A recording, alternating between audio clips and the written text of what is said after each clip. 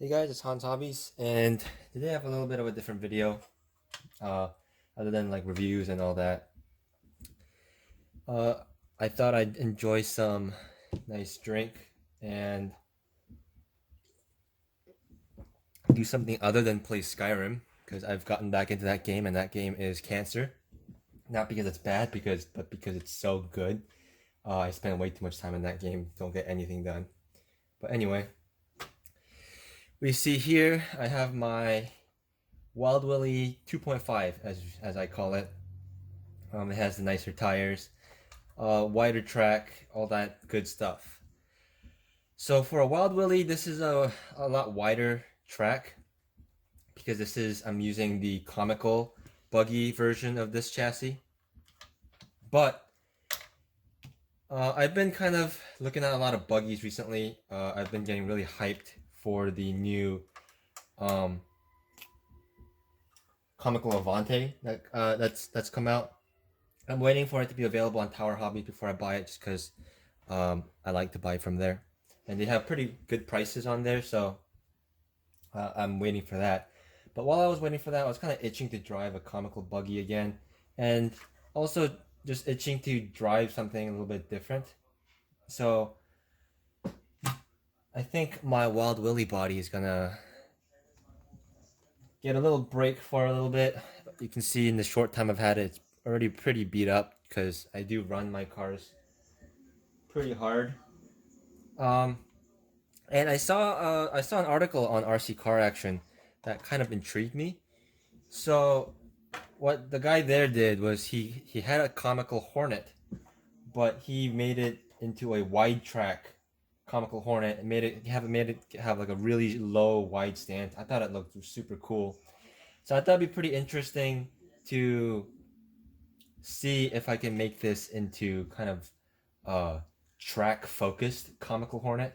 I know that defeats the whole purpose of the comical Hornet, but I thought it'd be an interesting build to try. And also, I'm just a really big fan of this whole platform. It's so easy to find parts for. The suspension is decent on this, especially on the comical Hornet, comical buggy versions. I love the overall look of it, the huge exhaust pipes in the back, and all that. I will probably have to remove the wheelie bar because we're no longer gonna be needing that. But I think it's gonna be a pretty fun build. And basically, what the guy on RC Car Action did was he took the super wide monster truck length arms from the WT01, which is basically like the Mud Blaster 2, um, the Bush Devil 2, the Blackfoot Extreme. Those cars are based on basically the same like front end, rear end. It just uses a lot longer arms. And I actually had a Blackfoot Extreme that I don't have anymore. Um, but we don't talk about that because yeah, we just don't talk about that. Eventually, when I get a new Blackfoot Extreme, maybe I'll dive into that story. But lots of regrets happening there. But the good thing about it is I had actually changed my Blackfoot Extreme to be the narrow version because I wanted it to have more of like a regular lifted truck look, more accurate monster truck look. So I got rid of the wide arms and put on short arms, basically these arms. So I have the arms left over. You can see these are the front arms and these are the rear arms. And conveniently, because I also had to swap over the drive shaft and the upper links, I have all the upper links. I have the steering uh, links there. And I even have the drive shafts, which all works out perfectly because this is exactly what I need to convert this comical Hornet into a wide track comical Hornet. So the stock wheels and tires are gonna go back on. I'm gonna throw these on my GF01 for now. Um, I'm really not a fan of the tires on the GF01, so I'm gonna throw these on those for now. And maybe I'll keep the stock decals of the Hornet look, but maybe I'll try something different, something a little more spicy. But it's gonna be pretty easy. I think it's all bolt in because they're basically all the same parts. So um, I guess I'll get started and make any notes as I go. So you can see I have the front on now. It was literally all just straight bolt on. Use the stock hardware, everything. I didn't need to get any extra screws or anything. Just literally swap it right over. The thing you do have to keep in mind when you are doing this conversion is you don't forget to get the longer steering link. That is pretty important because the stock one now is obviously going to be way too short for that. So don't forget to do that. I mounted these on the outer holes instead of the inner holes. The inner holes will give it more of that off-road, like higher stance. This will give it kind of a slammed stance. I'm gonna set it up kind of like a on-road setup for right now, just because I do drive it mostly on my driveway. So that's the setup I'm going with it. The only thing that I'm not the happiest with is I wish there was a little bit more droop. I think the shock is a little bit too short. So it does travel pretty well. There is the standard bump steer though, but it does travel okay. It's just I wish there was a little bit. Oh, you can't even see it. Yeah, but I wish there was a little bit more droop happening. So that is something I might change later. But yeah, time for the rear, and I'm assuming the rear is going to be basically the same. Just remember to pick up these longer rear drive shafts. So I'll be right back. So sorry about any of the noise in the background. My dad's watching TV downstairs, and he likes to have the volume kind of loud. But you can see I have the rear suspension on. And I also went ahead and flipped the front suspension too. So the shocks are now a lot more upright, because if you flip it, it only has one option versus two on the other side. So I flipped the front arms around, and then I also flipped the rear arms around. So that's why the shocks are also a little bit more upright. And what that essentially does is it extends the overall wheelbase of the car. So hopefully that'll also add to the new performance and stability of the car. The only thing I can really complain about is if you do flip this rear arm around and backwards like that, what you'll essentially get is this weird drive shaft angle. You can see like that weird drive shaft angle. Yeah, it's definitely weird. And if at full motion of the suspension, it will actually bind on the cups, but because these shocks are so small, and really limits the suspension travel, even when you compress it all the way, with these shocks, it doesn't seem like it binds or bottoms out or anything. There's still nice room in there, and nothing's really binding. So it looks kind of funny, but it does seem like it works.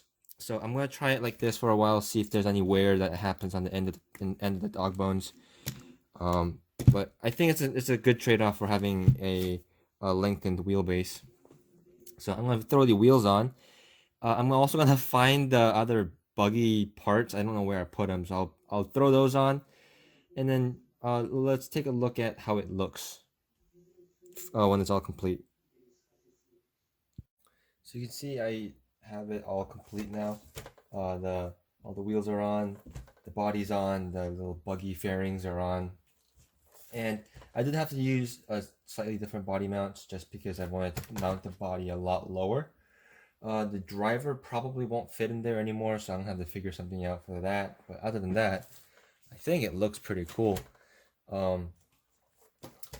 I might go back on the front wheels, the stance. I'm not quite sure how I feel about the front stance, but overall, I think it looks pretty nice. It's definitely gonna be a lot more stable because it's a lot wider. It looks kind of funny from the top. You can see it here. It looks kind of funny from some angles just because it's so much wider than it is long. But I think it's gonna handle pretty good. Let's take it outside and see how it does. So we're outside doing a little test drive. Right off the bat, it seems like it's still kind of wheelies if it's like directly off the line, but it definitely doesn't wheelie as often. You can like force it to wheelie, but for the most part, it's definitely more stable.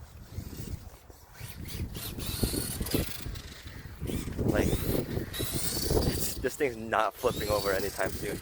It's actually wider. I just saw like on the table. It's actually wider than it is long. So this thing's not gonna flip over anytime soon.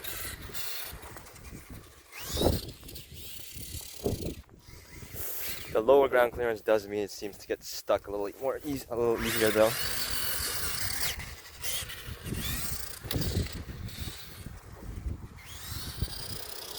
And it does look like I have to adjust the steering tie rods slightly because the alignment is slightly off.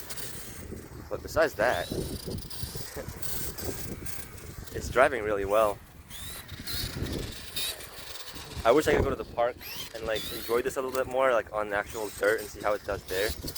But 2020 has been an interesting year so far. Not only have we had the virus, but like now over here in Michigan, it's the middle of May and we're getting a freeze warning. We're getting a winter storm. It's like 30 something degrees right now. I have my full winter coat on. It's pretty ridiculous. It's like, I don't know what's going on, but if anyone asks, 2020 never happened. If 2021 ever comes anyway. But for now, I guess I'll just enjoy my new